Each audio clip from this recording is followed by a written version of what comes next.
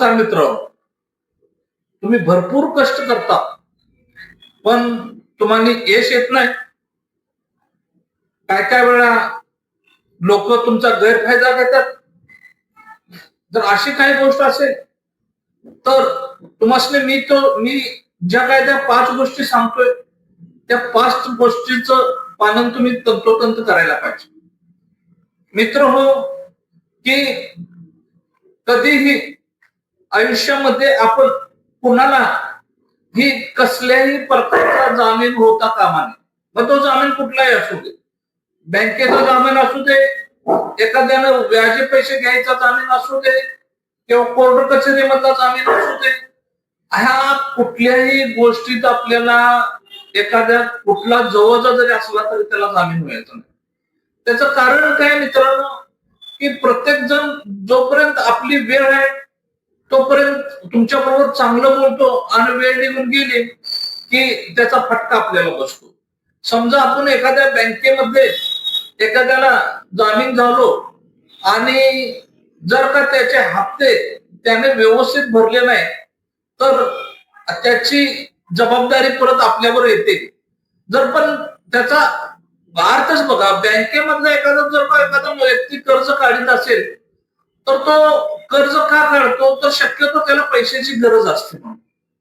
मग पैशाची गरज असताना जो माणूस कर्ज काढतो त्याला आपण जामीन होतो आणि त्याचे हप्तेच जर का तटले किंवा हप्ते नाही भरले तर तो परत आपली गाठ घेत नाही आणि अनुषंगाने बँक आपल्या दारात येते आणि त्या कर्जाच्या हप्त्याला आपल्याला मानसिक त्रास होतो. त्यामुळं माझी सगळ्यांना विनंती आहे, आपण कोणही असू दे आणि कुठलाही मित्र असू दे तर त्याच्या म्हणजे कुठल्याही जामीनदार त्याला राहू.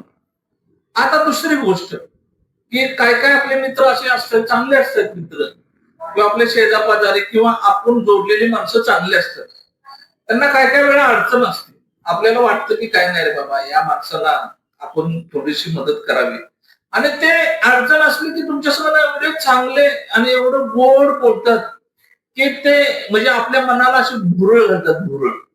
तर ते आपल्याला मनाला भुरळ पडली तर आपण त्यांनी एखादी काहीतरी अडचण मागितली, उदाहरणार्थ पैसे जर का मागितले तर अशा वेळी आपण त्यांना पैशाची 100% मदत करू. आणि हाच मित्र त्याची गरज संपली की ते पैसे द्यायला टाळाटाळ करतो. अशा वेळी आपली एखाद्या ठिकाणी उधारी असेल, मित्रांनो समजून घ्या मी काय म्हणतो, अशा वेळी आपली एखाद्या ठिकाणची उधारी असेल तर त्या ठिकाणी उधारी मागायला अजिबात लाजू नका. काय काय असते, ते तुमच्या कष्टाचे पैसे असतात आणि तुम्ही काय कुणाला व्याजाने पैसे दिलेले नसतात. ते हात रुसणे किंवा उधार दिलेले पैसे असतात. त्याच्यामध्ये लाजायचे काय नाही, मित्र आहे कोण आहे तर ते लाजू नका.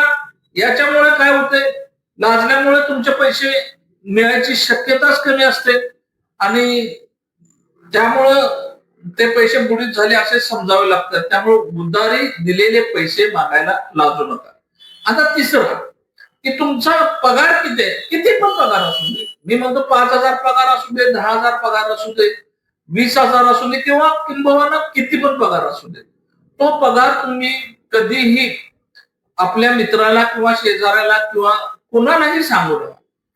त्याचं काय असतंय मित्रांनो, की तुमचा पगार किती तारखेला होतोय याची ही ती समोरची व्यक्ती वाटच बघत असते आणि त्याला माहित असते की आज याचा पगार झालाय, त्याच्याकडे भले मोठे पैसे आहेत आणि त्यामुळे याला कुठंतरी आपण फाळकूट लावायला काय हरकत नाही.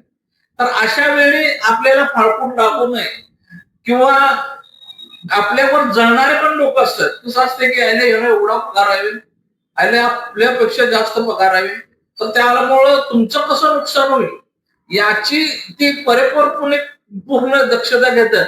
त्यामुळे आपला पगार तेवढा कृपा करून कुणाला सांगू नका. का तर पगार सांगितल्यामुळे आपणच फार तोट्यात जातो.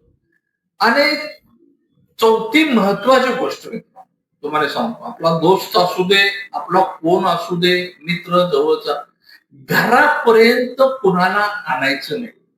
आपल्या घरामध्ये क्लेश, आपल्या घरामध्ये भांडण, आपल्या घरामध्ये विदुष्ट जर का निर्माण जर का होत असेल तर आपल्या जवळच्या मित्रामुळे होईल.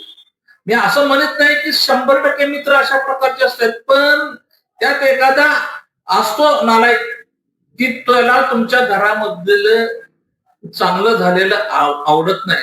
त्यामुळे अशा मित्राला तरी तुम्ही अजिबात घरापर्यंत आणायचं नाही.